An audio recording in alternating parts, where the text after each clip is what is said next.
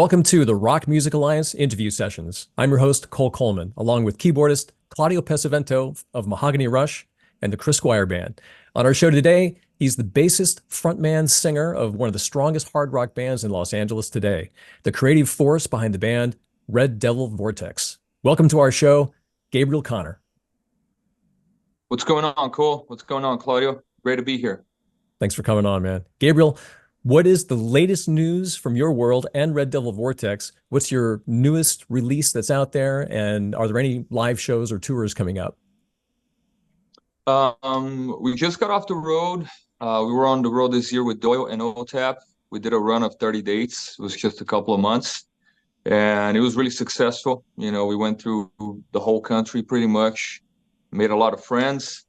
And we're looking forward to tour again soon. We're working on that. Can pretty much announce it right now, but we'll announce it soon. And our latest release was I want to say the album, but the album came out last year, and now we're releasing the videos of the album. So the latest single from the album would be Freak Show, which got a music video based on pretty much the tour we just did. So scenes from every city, scenes from people we met, scenes from fans, us having a good time. And it's a cool video. I recommend. Very cool, man. Very cool. Yeah, I know last year, you guys released your first full-length album, self-titled Red Devil Vortex.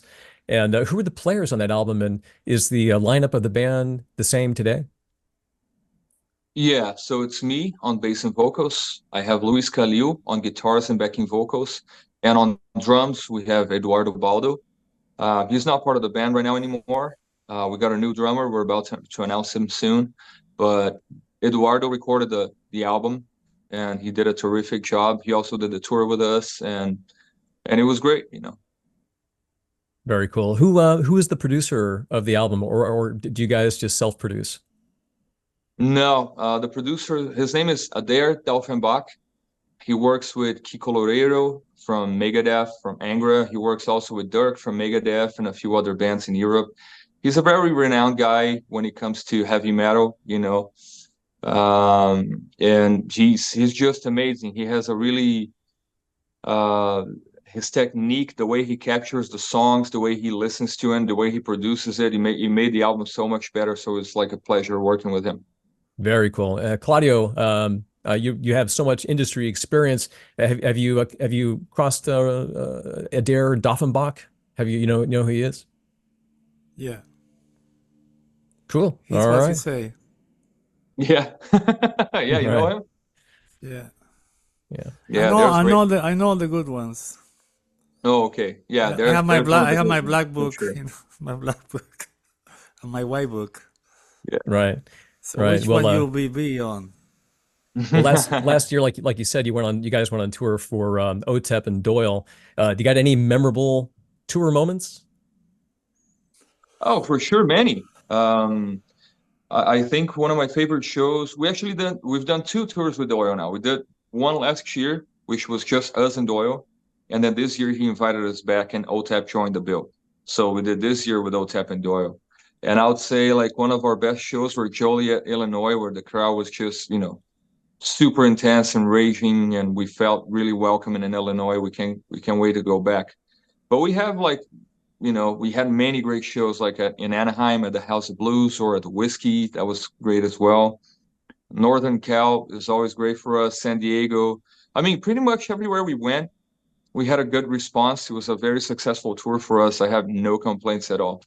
Right, You know, sometimes we have a little accident on the road, like, you know, blown tire, things like that. But that's just part of it. And overall, it was like a great experience.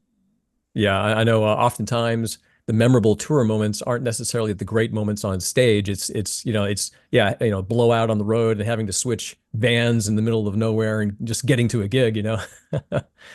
Oh Yeah. my God, yeah. Like last year, we were on our way to Dallas, and we were just 1 hour outside of Dallas, like, you know, on schedule, everything was right. Then we blew two tires at the same time, and we had to wait for the tow truck. We needed two tow trucks because, you know, the RV was a big RV. So the tow trucks drove the RV. Instead of taking us to the shop to fix the tires, we didn't have time. So we had to make it to the show before we fixed the tires. So we ended up getting there like 20 minutes before we went on stage. And by the time we arrived and we, got out of the RV, they were like, hey, you guys are up, you got to go right now. So we had to get ready and set up and, bring everything in and just pretty much start the show right away as soon as we got there. So that was pretty intense. But it was also a good crowd. It was totally worth it. I was glad we didn't miss the show. I got a good one to tell you if you want to hear. Sure, shoot it. Good one. We were following my tour bus was following the truck that bring all the equipment, and we're going to a mountain, and suddenly we start to see all the gear going down the hill, like the door open. Oh my God! In the rearview mirror. Yeah, you were seeing everything going down the mountain, like down the cliff. All my keyboards destroyed. Oh no! Really bad. Yeah, that was in Argentina. That's horrible. How did you get through that one, Claudio? Well, we couldn't play that night. We had to rent equipment and continue the tour. But just to see all my babies going down. Oh yeah, that's rough. Yeah, like I say, the memorable moments on a tour aren't necessarily the great moments. Yeah, they're rough. I got some of those keyboards like all destroyed. I had them hanging on the wall in Argentina in my mother's house. But it's like just souvenirs now. Well, hey, let's take a listen to Red Devil Vortex. Here's about a minute and a half of the Red Devil Vortex song "Freak Show" on the Rock Music Alliance.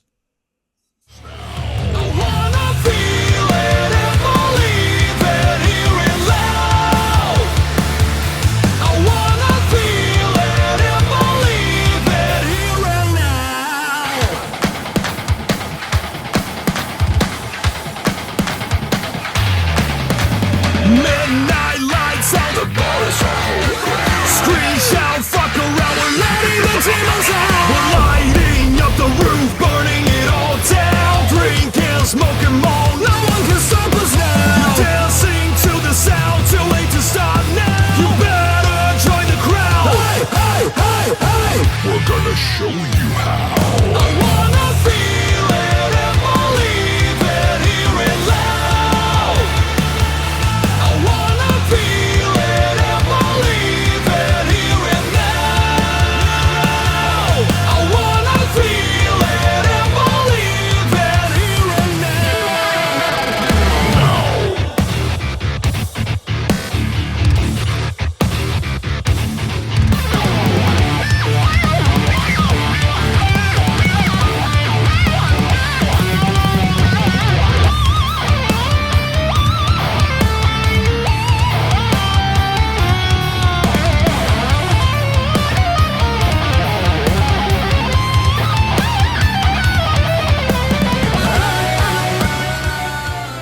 Man, that sounds great, Gabriel. It's great vocals, very catchy. It's it's high energy, which I like, the high energy. And oh man, that Luis Kalil on guitar, huh? Where did you find? He's insane, man. Yeah, where did you find Luis? How did you guys meet up? Well, I used to live in Hollywood when I first moved here, and we used to throw a few parties just to get to know people around. After hours. Yeah, exactly. After hours, and but we did that at our apartment, so we're always inviting people in. And he moved to LA, I think it was 2017, to go to MI, Musicians Institute in LA on Hollywood Boulevard. And he was friends with a friend of mine, so he brought his friends, and he was one of them, and that's how I met him the first time in 2017. He was already a brilliant guitar player. He already had a career that he was building for himself. He had a few albums out. And he's a hard worker, man. And he was we became friends right away, and it was great to see how he grew into music and how he grew into the LA music scene. And in 2020, my former bandmates decided that music was not their thing anymore. They decided to move to other things.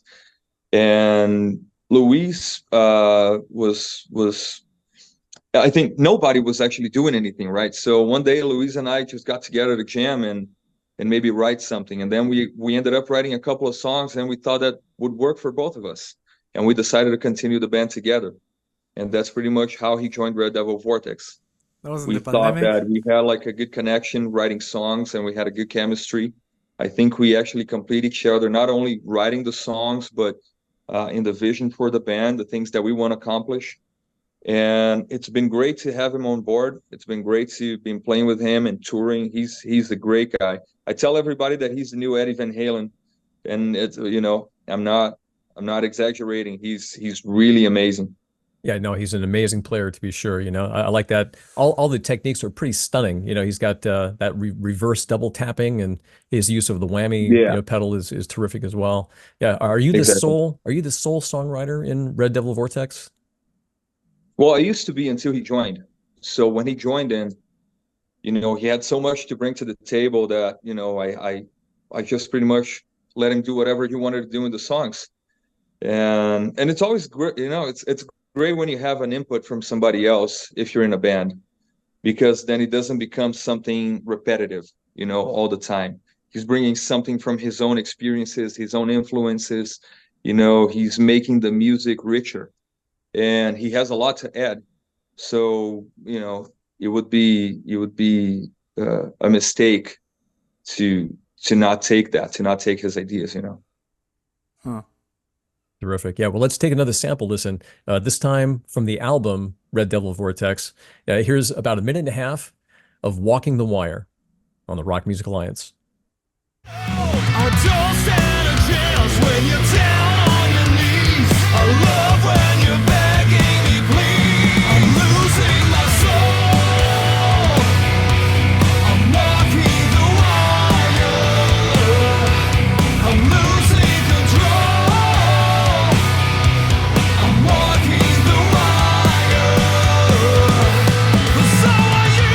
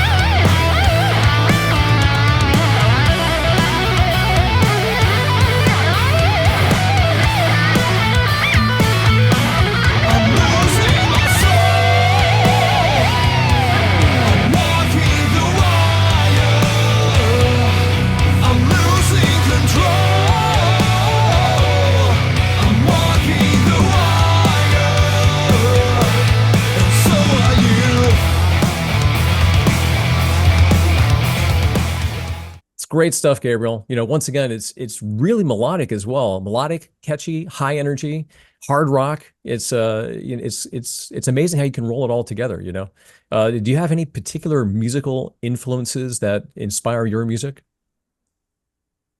We used to say that Luis, Eduardo, and I were like Kiss, Van Halen, Pantera.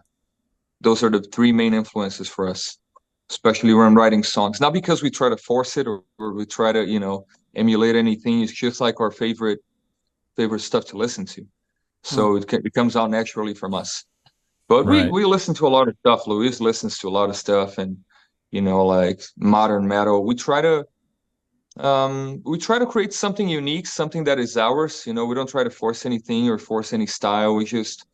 We play what we like, man. We play what we like, what we love, and whenever we create a new chorus or a new riff or something, and we think it's really catchy or really awesome, we just stick with it. Well done, man. Well done. Yeah. Well, let's Thank pause. Yeah, let's pause here for a word from our sponsor. And when we come back, we're going to ask Gabriel about his early days and how Red Devil Vortex made it on to the Billboard charts. Attention guitar players, the Thimble slide allows you to slide and fret, freeing your slide finger.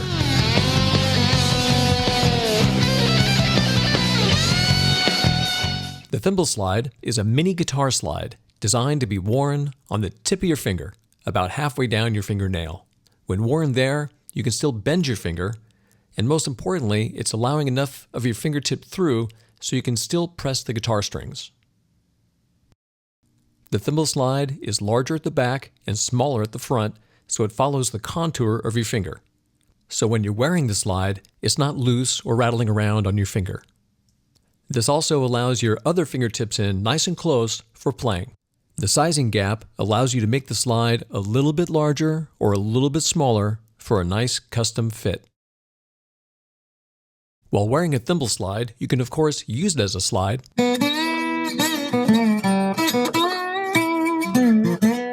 But more importantly, you can still press the strings while wearing it. So you can play chords, play lines, bend notes. Really, you can still do all the things that you need to do to keep playing guitar while wearing it. You don't have to take it off.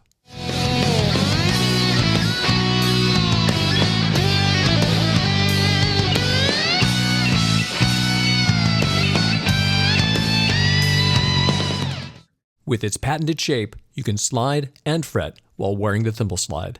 Visit thimbleslide.com. That's thimbleslide.com. Hey, this is Chris Wise. You're listening to the Rock Music Alliance. We're back with Gabriel Connor on the Rock Music Alliance. Gabriel, take us back in time a little bit. Where did you grow up and how did you get into music? I grew up in Brazil in a city called Curitiba, which is in the south of Brazil.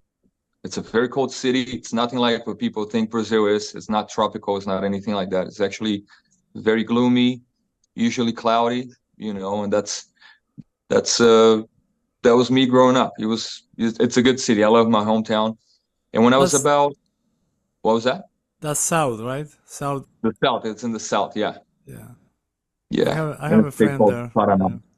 Oh yeah, in Curitiba. That's awesome. Yeah.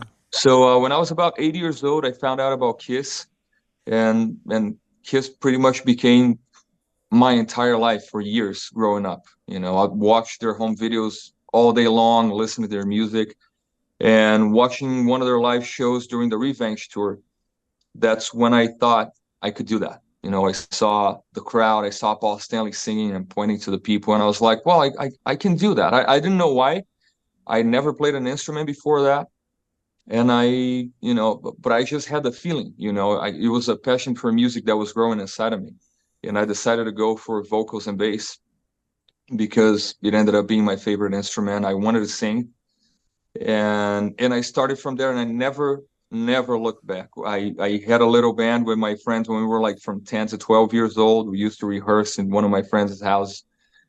We recorded a little demo. So it was always music. Ever since I was 8, was always a gigantic part of my life. And then, I went on, I learned about other bands like Guns N' Roses and Metallica and, other metal bands, other underground bands, Pantera included. And I started a new band when I was 16 called Livin in Brazil. And we ended up touring, internationally twice. We came to America twice, and we ended up, because of that, we had a few opportunities in LA that led us to move here for a little while. And the band broke up. When the band broke up, I started Red Devil Vortex. That was 2016. And then I was already in LA. I was already, based here with my apartment and everything. And I just decided to go for something more visual. Because music for me is like 360. I care about the visuals, the videos, the merchandise, the artwork, everything. I was always into all that kind of stuff. So I wanted to create a band that emulated that, but in our current days. And that's what I'm actually accomplishing now with Red Devil Vortex. That's great, man. And it is. Red Devil Vortex has a very complete package. There's a visual aspect of it, the music aspect of it. It's great. What kind of band was Livin Garden? It was more like a hard rock band. It was more hard rock than Red Devil Vortex. Red Devil Vortex is heavier. We were more into the radio hard rock side. And what can I say? How can I maybe like for the time it was similar to Stone Sour, something like that. You know what I mean? Like Stone Sour or Daughtry or even Right. Creed, you know, Creed or Nickelback. Right. And Right. that's what we were going for at that time. So, you know, by the time that band broke up, I was like, you know what? I'd really love to play something heavier than this. And that's when, you know, I decided to do something different with Red Devil Vortex, because I was pretty much writing everything in Living Garden as well. And then when I was in LA, I ended up meeting this producer called Cryns. He was a genius. He was a genius. It's like even saying that is an understatement, because the way he wrote songs and the way he worked, he was so he wasn't afraid to try new ideas. You know what I mean? He wasn't afraid to try different routes. He wasn't one of those guys that like, okay, rock goes this way, heavy metal goes this way. We got to follow this path. He was totally like out of the box. He wanted to create something new. He wanted to bring something new to music. Right. And Right. everybody that worked with him had that feeling from him, because he was such a great songwriter, such a great producer and mixer. And, you know, he would master the song. So he would do everything. And I learned a lot from him. He was my age when we started working together. Unfortunately, he came to pass later in 2020. He was a really good friend of mine. He was a gigantic loss in my life. And it was a shame, because he was, you know, wasted talent. It was a shame he had to go. Right. No, I But hear you know, you. that was the beginning of Red Devil Vortex. It was pretty much me, him.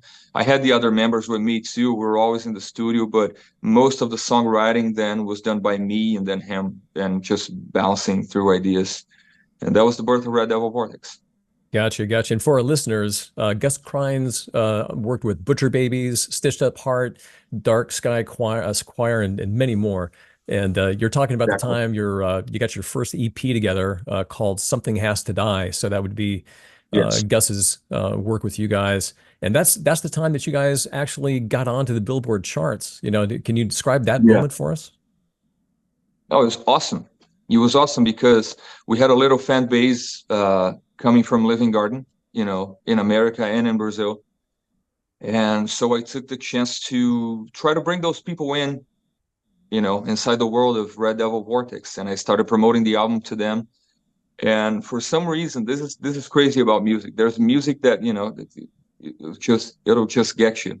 And I'm really proud of that EP because of that, because it was just like a natural process, and a lot of people, you know, just naturally got connected with that music, and they bought the album. We sold over 1,200 copies, and that's pretty much how we ended up hitting the Billboard charts then.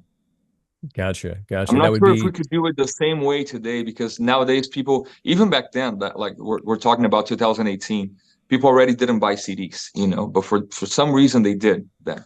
And digital downloads as well, something that you don't see anymore. Nowadays it's only streaming. No, it's vinyl. So it's Vinyl. just They one like to buy avenue. vinyl now. Yeah, vinyl. We sell vinyls too. We have our new album in a vinyl edition too. They say vinyl is coming Vinyls. We back. really love vinyls. But vinyls are like they're more specific, you know, they're part of our merchandise. They're for collectors. Normal listeners won't just, you know, won't buy it just because they want your music, you know. It's got to be special. And that's what we Yeah. try to do. That's what we try to do. Everything we Yeah. put out, we try to make it special somehow.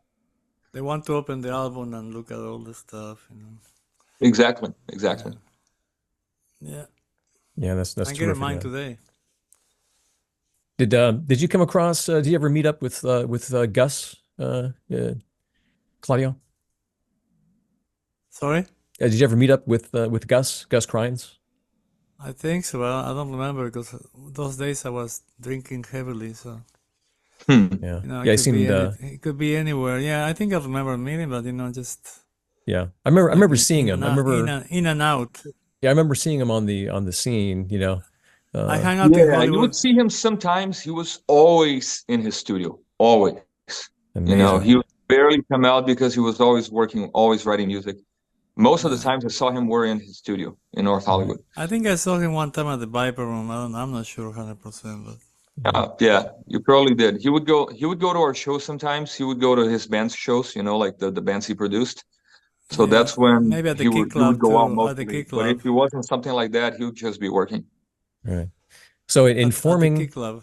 In forming Red Devil Vortex, I got to ask you, why the name Red Devil Vortex? Brother, I saw a label one day somewhere, and it was like there was like scrambled words, and my eyes caught Red Devil Vortex. It wasn't spelled like that, but my eyes caught those first 3 letters, and I thought, wow, this is a great name for a band. Like just something that it sounds like a song when I say it, Red Devil Vortex. It sounds, sonically powerful. When you read it, it's cool.